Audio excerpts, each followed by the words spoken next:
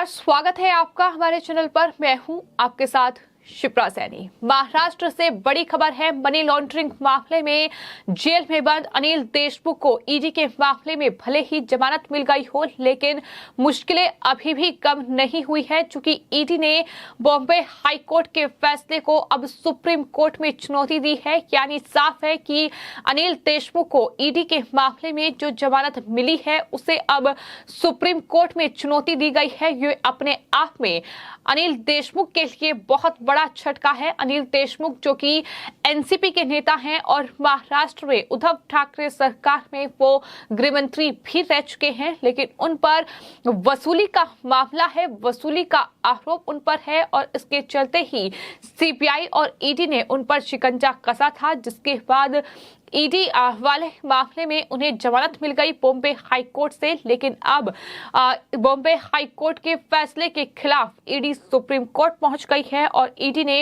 अनिल देशमुख की जमानत के खिलाफ सुप्रीम कोर्ट में याचिका दायर की है। इस पूरे मामले पर सॉलिसिटर जनरल तुषार मेहता ने चीफ जस्टिस ऑफ इंडिया के सामने मामले का उल्लेख किया है, जिसके बाद चीफ जस्टिस ऑफ इंडिया ने एसजी से फाइलिंग प्रक्रिया पूरी होने के बाद आज दोपहर 2 बजे वो इस पूरे मामले का जिक्र करेंगे, ये उनकी तरफ से कहा गया है। तो यानी मुश्किलें एनसीपी नेता अनिल देशमुख के लिए कम होने का नाम नहीं ले रही है।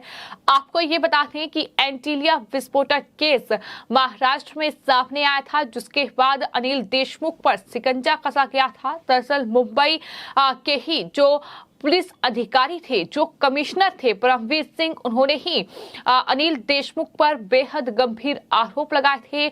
हर महीने 100 करोड़ रुपए की वसूली का आरोप अनिल देशमुख जो कि उद्धव सरकार में गृह मंत्री थे उन पर लगाया गया था, जिसके बाद सीबीआई ने इस पूरे मामले में एक्शन लिया और उसके बाद मनी लॉन्ड्रिंग के तहत इस पूरे मामले में अनिल देशमुख पर शिकंजा कसा गया। फिलहाल वो जेल में बंद हैं, क्योंकि भले ही ईडी वाले मामले में उन्हें जमानत मिल गई हो, लेकिन अभी भी सीबीआई ने जो केस उन पर दर्ज किया था उसके चलते वो जेल में बंद हैं। हालांकि अनिल देशमुख के लिए ये राहत जरूर थी कि एक मामले में उन्हें जमानत मिल गई है, अब सिर्फ सीबीआई का मामला बाकी है। लेकिन वहीं ईडी ने ये पहले ही साफ कर दिया था कि वो बॉम्बे हाई कोर्ट के इस आदेश को सुप्रीम कोर्ट में चुनौती देंगे और अब कुछ ऐसा ही देखने को मिल रहा है, जब बॉम्बे हाई कोर्ट के जमानत आदेश के बाद अब ईडी ने सुप्रीम कोर्ट का रुख कर लिया है। Additional solicitor general Anil Singh ने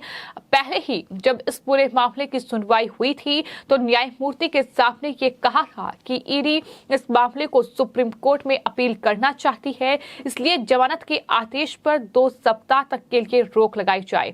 लेकिन अनिल देशमुख की ओर से पैरवी कर रहे अधिवक्ता अनिकेत निकम ने इसका कड़ा विरोध किया था और उनका ये कहना था कि कोर्ट ने विस्तृत सुनवाई के बाद इस मामले में ये आदेश जारी किया है, यानी अनिल देशमुख को जमानत दी है। इसके अलावा जो मेरे वकील है यानी अनिल देशमुख काफी समय से जेल में हैं, वे जल्द ही दूसरे मामले को लेकर भी जमानत आवेदन दायर करेंगे, इसलिए फैसले पर रोक न लगाई जाए। इसके बाद बॉम्बे हाई कोर्ट के जो जस्टिस थे उन्होंने दोनों ही पक्षों को सुनने के बाद 13 अक्टूबर तक के लिए अपने आदेश पर हालांकि रोक लगा दी और इसी बीच अब ईडी ने सुप्रीम कोर्ट का रुख कर लिया है। चीफ जस्टिस ऑफ इंडिया के सामने इस पूरे मामले का उल्लेख किया गया है। आपको यह भी बता दें कि ईडी ने देशमुख को मनी लॉन्ड्रिंग मामले में नवंबर 2021 को गिरफ्तार किया था। मार्च 2022 में विशेष अदालत ने देशमुख के जमानत आवेदन को खारिज कर दिया। उसके बाद उन्होंने बॉम्बे हाई कोर्ट का रुख किया और बॉम्बे हाई कोर्ट के 4 जस्टिस ने देशमुख के जमानत आवेदन पर सुनवाई करने से साफ तौर पर इनकार कर दिया था। इसके बाद देशमुख ने जमानत आवेदन पर जल्द से जल्द सुनवाई हो इसको लेकर सुप्रीम कोर्ट का रुख किया और फिर सुप्रीम कोर्ट के निर्देश के बाद देशमुख के जमानत आवेदन सुनवाई शुरू हुई और हाई कोर्ट ने उन्हें इस पूरे मामले में जमानत दे दी। देशमुख मनी लॉन्ड्रिंग मामले के आरोप में पिछले कई महीनों से जेल में बंद हैं। ये मामला काफी समय से लंबित भी चल रहा था, जिस पर सुप्रीम कोर्ट ने बॉम्बे हाई कोर्ट को 1 हफ्ते के अंदर फैसला सुनाने का निर्देश दिया था। देशमुख के वकील ने उनके स्वास्थ्य का हवाला देते हुए अदालत के सामने ये जमानत याचिका दायर की थी।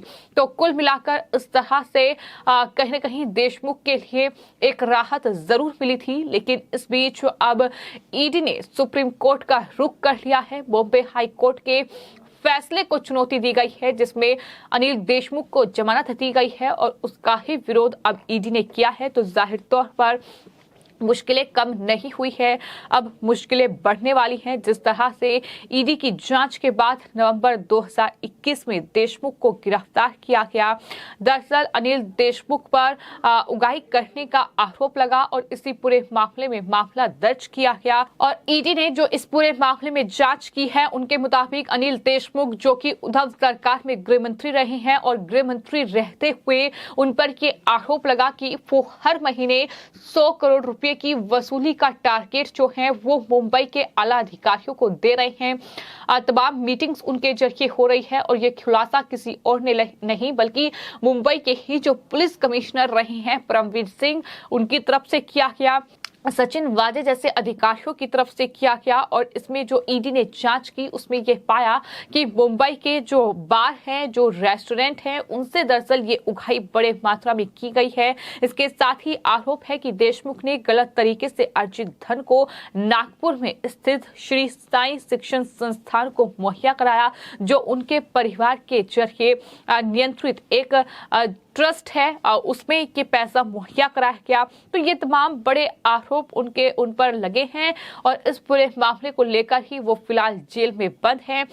सबसे पहले सीबीआई ने इस पूरे मामले में केस दर्ज किया था अनिल देशमुख के खिलाफ। उसके बाद ईडी की एंट्री इस पूरे मामले में हुई। ईडी ने मनी लॉन्ड्रिंग के तहत इस पूरे मामले की जांच शुरू की और जो आरोप अनिल देशमुख पर लगे थे उनकी जांच शुरू की गई, जिसके बाद ये निकलकर सामने आया कि अनिल देशमुख ही कहीं न कहीं उगाही जो है वो करवा रहे थे। लेकिन अभी भी बीजेपी ये सवाल लगातार दाग रही है कि उगाही अनिल देशमुख और तमाम नेताओं के जरिए हो रही थी, लेकिन असली आका कौन था, ये सवाल लगातार पूछा जा रहा है। तो अब अनिल देशमुख के लिए मुश्किलें कम नहीं हुई है, आने वाले वक्त में मुश्किलें और ज्यादा बढ़ती दिखाई दे रही हैं। जिस तरीके से अनिल देशमुख को जो जमानत ईडी के मनी लॉन्ड्रिंग मामले में मिली है, उसे अब सुप्रीम कोर्ट में ईडी ने चुनौती दी है और जाहिर तौर पर चीफ जस्टिस ऑफ इंडिया के सामने इस पूरे मामले का जिक्र किया गया है।